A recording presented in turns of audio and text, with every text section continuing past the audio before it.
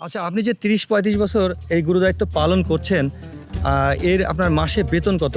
বেতন হলো ৩০০ টাকা। গেলেই সেই লোকটার স্বপ্নে দেখায় সেই সাপ। তারপরে কিছুদিন পরে সেই সাপটাও মারা যায়, তারপরে ওই লোকটাও মারা যায়। এখানে গলা কেটে ওই পুকুরের ভিতরে তাদের গলা সমস্ত ফেলায় রাখে।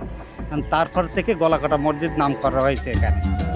ঝিনাইদহের কালীগঞ্জের বারোবাজারে শত শত বছর ধরে দাঁড়িয়ে আছে রহস্যময় গলাকাটা মসজিদ।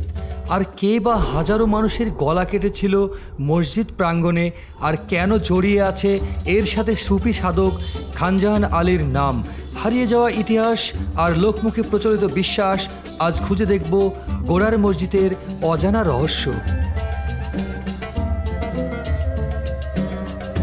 ঝিনাইদহ জেলার কালীগঞ্জ উপজেলার বারোবাজার একসময় ছিল ইতিহাসে ভরা এক প্রাচীন জনপদ, যেখানে প্রায় ৭০০ বছর আগে গড়ে উঠেছিল ১৪টি মসজিদ, দিঘি আর আউলিয়াদের বসতি। সেই ইতিহাসের নীরব সাক্ষী হয়ে আজও দাঁড়িয়ে আছে গোড়ার মসজিদ। আশ্চর্যের বিষয়, প্রত্যেকটি মসজিদের সাথেই একটি করে দিঘি রয়েছে। কেউ কেউ দিঘির পানিও পান করেন রোগবালাই ভালো হয়ে যাওয়ার আশায়। চলুন জেনে আসি মসজিদের কিছু অজানা কথা।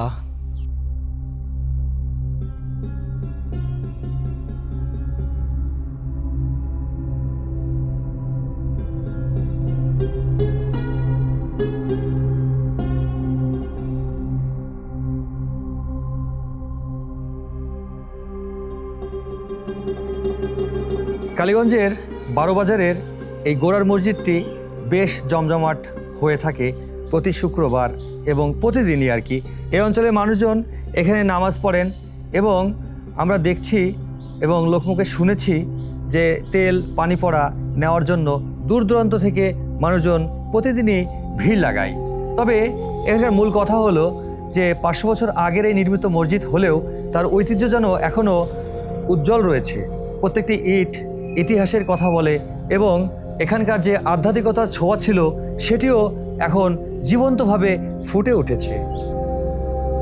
ইতিহাসবিদদের মতে এই মসজিদটি সুলতানি আমলে নির্মিত।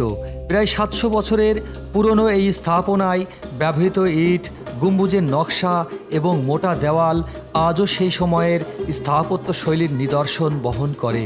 এছাড়াও এখানে রমজান মাস ব্যতীত প্রতি শুক্রবার হাজারো মানুষের সমাগম হয়। কেউ আসে মুরগি নিয়ে, কেউ বা এখানেই রান্নাবান্না করে মানত করেন মনের বাসনা পূরণের আশায়। দেখা যাচ্ছে এখানে একটি মুরগির খাঁচা রয়েছে। এখানে দূর দূরান্ত থেকে মানুষজন এসে তাদের মনের আশা পূরণের জন্য এই মসজিদ প্রাঙ্গণে যে খাঁচাটি রয়েছে ঠিক এখান দিয়ে মুরগি ফেলে দেয়। আপনাদেরকেও দেখাচ্ছি মুরগি দেওয়ার জায়গাটা। এই যে এখান দিয়ে মুরগিটা দেওয়া হয়। আচ্ছা, এই মসজিদ যে আমরা শুনছি যে এখানে অলৌকিক ব্যাপার স্যাপার আছে, মানুষজন মানত করতে আসে, রোগবালাই ভালো হয় এবং মনের বাসনা পূর্ণ হয়। আপনারা তো এলাকার মানুষ, এরকম কতটুকু আপনি দেখেছেন? এখানে দেখা আছে যে মান্যত করে, এই যে উপরে ফাঁসিলির উপরে তেলপানি আছে, এঠিয়ে যায়। দেখা আছে যে ওই মানুষে কয় যে হজুরটা ফুড়ে দেয়, ফুড়ে দেয়, ও ফুড়ে দেয়, তা কোনো কিছুই না। আছে যে আল্লাহর তরফেই ভালো দেখা আছে ভালো হয়ে যায়। এখানেই শেষ নয়, এবারে জানবো মনোহর মসজিদের কিছু অজানা কথা।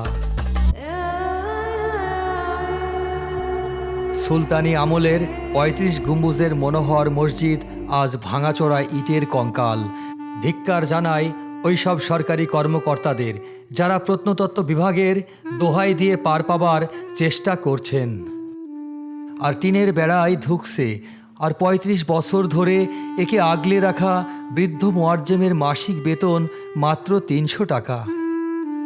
কালীগঞ্জ বারোবাজারের যতগুলো মসজিদ রয়েছে তার মধ্যে সবচাইতে এই মসজিদটি জরাজীর্ণ অবস্থায় আমরা দেখলাম। আচ্ছা, আপনি এখানে কি দায়িত্ব পালন করছেন, এখন কি করছেন এটা বলবেন? আমি দায়িত্ব পালন করে আজান দিই, একামত দিই, মসজিদ সাফ করি, ঝাড়ি ঝুড়ি দেওয়া, এই কাজ মহাজনের যে কাজ, এই কাজ।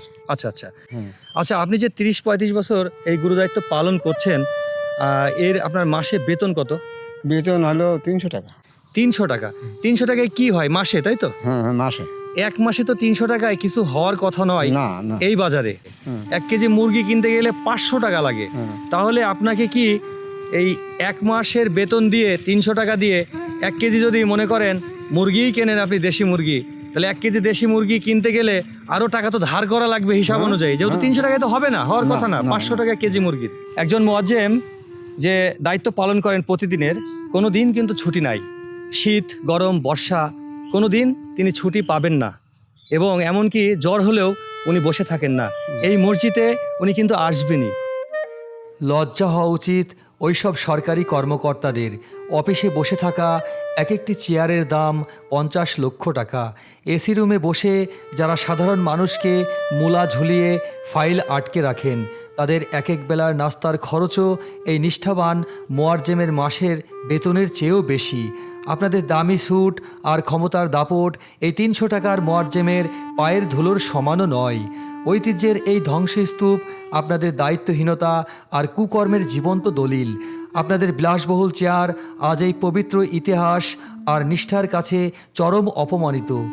এবার ইতিহাসের পাতায় একটু ফিরি। খানজাহান আলীর স্মৃতিবিজড়িত মনোহর মসজিদের অদূরেই কালের সাক্ষী গলাকাটা মসজিদ, যার নামের সাথে জড়িয়ে আছে এক রক্তক্ষয়ী যুদ্ধের ইতিহাস।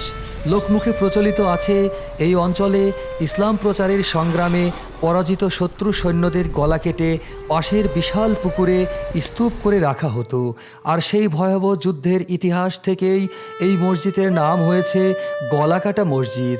আজ সেই রক্তস্নাত পুকুর আর ধ্বংসাবশেষ কেবল এই ইতিহাসের এক নিস্তব্ধ সাক্ষী হয়ে দাঁড়িয়ে আছে। এই মুহূর্তে যেখানটিতে দাঁড়িয়ে রয়েছি এটি হচ্ছে ঐতিহ্যবাহী গলাকাটা মসজিদ। এখানে লোকমুখে শোনা কথা যে প্রচুর মানুষের একসময় গলা কাটা যেত এবং মানুষকে হত্যা করা হতো, গলা কেটে কেটে এখানে স্তূপ মারা হতো। আমরা এই ভাই যে দায়িত্বে রয়েছেন সরকারিভাবে, ওনার সাথে আমরা কিছুটা শুনবো সেই কথা। ভাই একটু বলেন। এটা খান জাহান আলী আমলে তখন আছে ধর্ম প্রচার করতে আসে এখানে। আসার পরে বিধর্মীরা যখন তাদের উপর অত্যাচার করে, আচ্ছা, তখন তারা এই ইসলাম প্রচারের জন্য জোরদার করার পরে এখানে গলা কেটে ওই পুকুরের ভিতরে তাদের গলা সমস্ত ফেলায় রাখে। তারপর থেকে গলাকাটা মসজিদ নাম করা হয়েছে এখানে। ঝিনাইদহ শহর থেকে বাস বা সিএনজিতে কালীগঞ্জ হয়ে বারোবাজার নেমে গলাকাটা ও সাতগাছিয়ার ঐতিহ্যবাহী মসজিদ সহ প্রত্নতাত্ত্বিক স্থান খুব সহজেই ঘুরে দেখা যায়। মনোহর ও জোরবাংলার পাশেই ঐতিহাসিক 35 গম্বুজ বিশিষ্ট সাতগাছিয়া মসজিদ সহ এই অঞ্চলে ছড়িয়ে আছে 14টি মসজিদ, অথচ চরম অবহেলায় 10টি মসজিদ আজ ধ্বংসের শেষ প্রান্তে। এভাবে চলতে থাকলে ভবিষ্যৎ প্রজন্ম 12 আউলিয়াদের এই পুণ্যভূমির ইতিহাস ভুলে যাবে। স্থানীয়দের দাবি সাতগাছিয়া সহ এই পুরা কীর্তিগুলো রক্ষা করতে অতি দ্রুত সরকারিভাবে পর্যটন কেন্দ্র ও জাদুঘর নির্মাণ করা হোক। আমাদের এই গৌরবময় ইতিহাসকে এভাবে হারিয়ে যেতে দেওয়া যায় না। এখানে একটা সাপ ছিল নাকি, বিশাল বড় একটা সাপ। সাপটা 10 থেকে 15 হাত দূর লম্বা হবে এবং এরা মোটা হবে। সেই সাপটা পুকুরের পাশেই শুয়েছিল, এপার ওপার। কিন্তু এক সময় একটা মোটরসাইকেল এসে সেই সাপটা ওর গার পর দিকে চলে যায়। গেলেই সেই লোকটার স্বপ্নে দেখায় সেই সাপ। তারপরে কিছুদিন পরে সেই সাপটাও মারা যায়, তারপরে ওই লোকটাও মারা যায়। প্রিয় দর্শক, এতক্ষণ যেটি দেখলেন, শুনলেন এবং অনুভব করলেন, যদি এটি ভালো লেগে থাকে তাহলে আমাদের চ্যানেলটি সাবস্ক্রাইব করে সঙ্গে থাকবার জন্য বিনীত অনুরোধ রইল। দেখা হবে, কথা হবে নতুন কোনো ঠিকানায়। সে পর্যন্ত ভালো থাকবেন, সুস্থ থাকবেন। আল্লাহ হাফেজ।